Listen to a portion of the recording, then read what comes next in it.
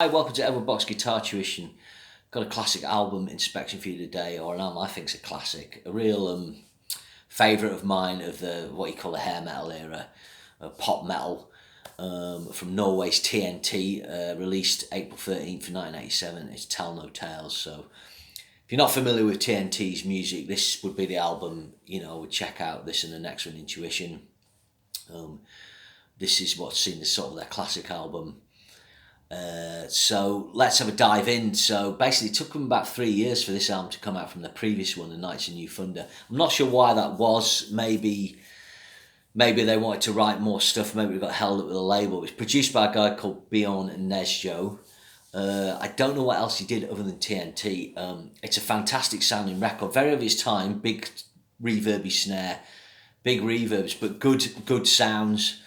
It's got a fantastic guitar sound, Ronni Le Tekro.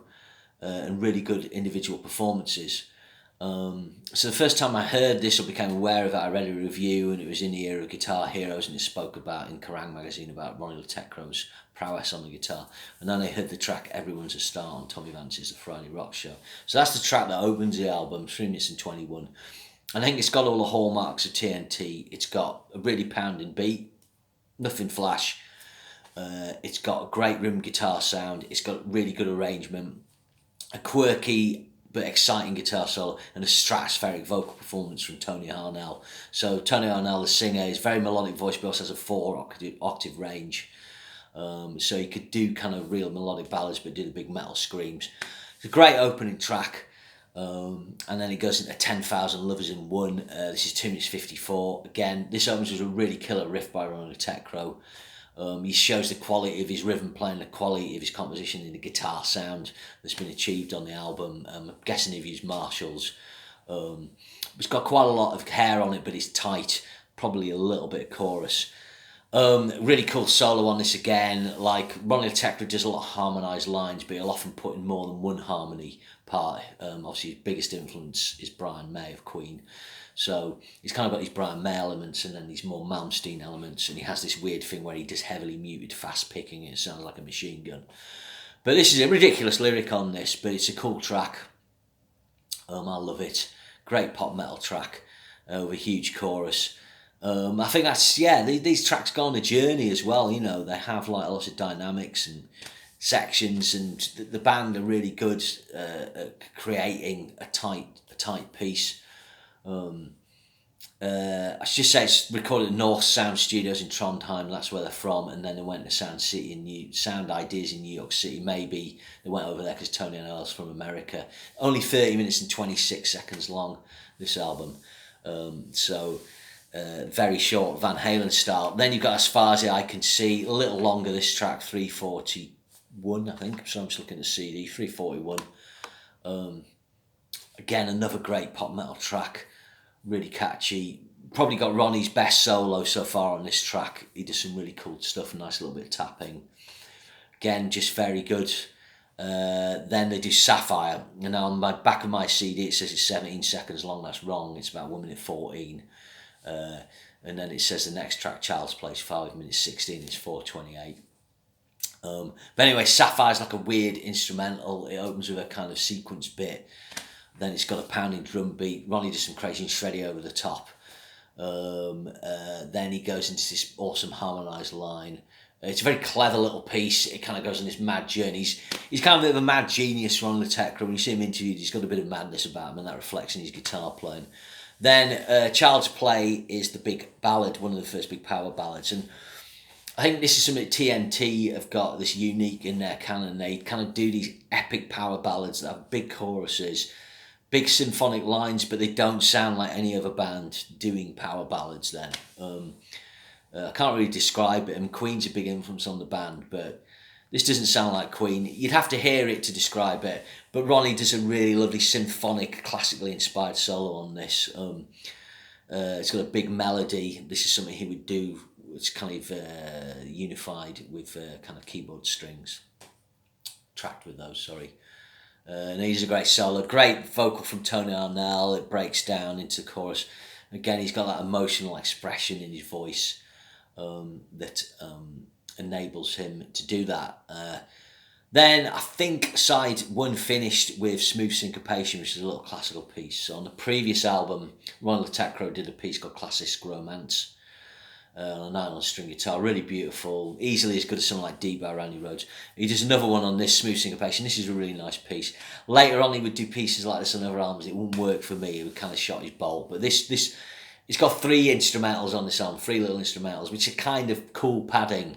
I think Ronni Le Tekro was a Sabbath fan, actually, and I suspect he got these off, Master Reality and stuff like that, having those little pieces. So that was the end of side 1. Like I said, we had the vinyl back in '87. I remember it was part of my summer holiday. Well, we must have got it Easter. I seem to remember listening to it a lot in the summer holidays. But side 2 opens with Listen to Your Heart, again, 318. This is probably the most pop metal track. Really happy major chorus. Great solo by Ronnie.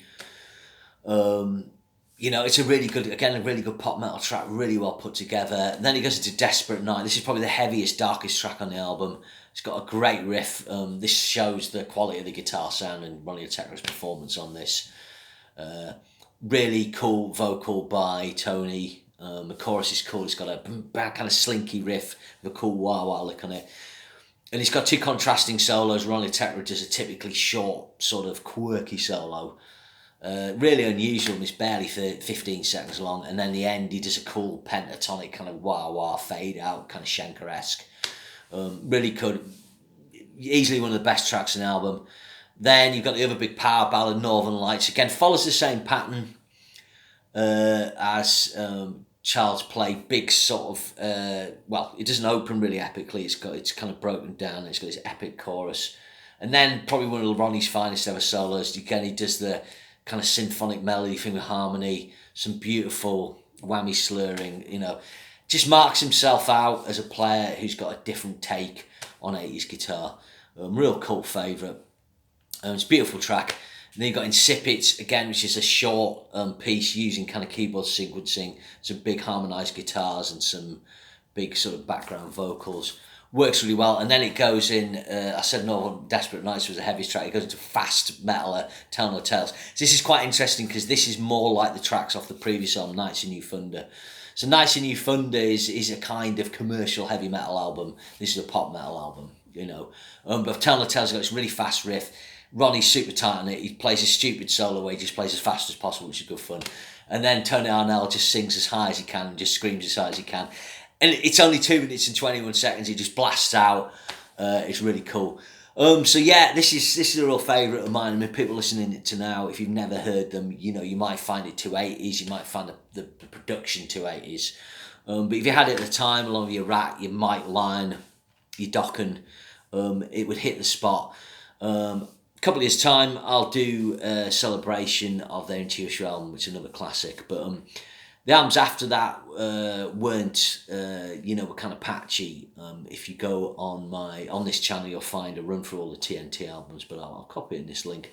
But in 2004, they came back with an album called My Revelation, which was basically taking the Tell No Tales and the Intuition sound. And that's something of a bit of a modern sort of classic for me. A very good record, although not quite the calibre of the 87, 89 releases. Really strong comeback album. It never really got the mojo back after that, but great record. But yeah, superb slice of 87 pop hair metal, Tell No Tales by TNT. I mean, this is, I'd certainly give it a 9 out of 10, 9.5. It's it never slips up the tracks. I think for a while, Listen to Your Heart was kind of like my least favourite track, but listening to it recently, I was like, actually, that's really good. And the little instrumentals work really well. It flows, and then bam, 30 minutes and 26 seconds. I mean, you don't need to make long albums if the quality material's good. So thanks for checking out. Remember to share and subscribe. Edward Boss Guitar Tuition, and I'll see you again. Thanks a lot.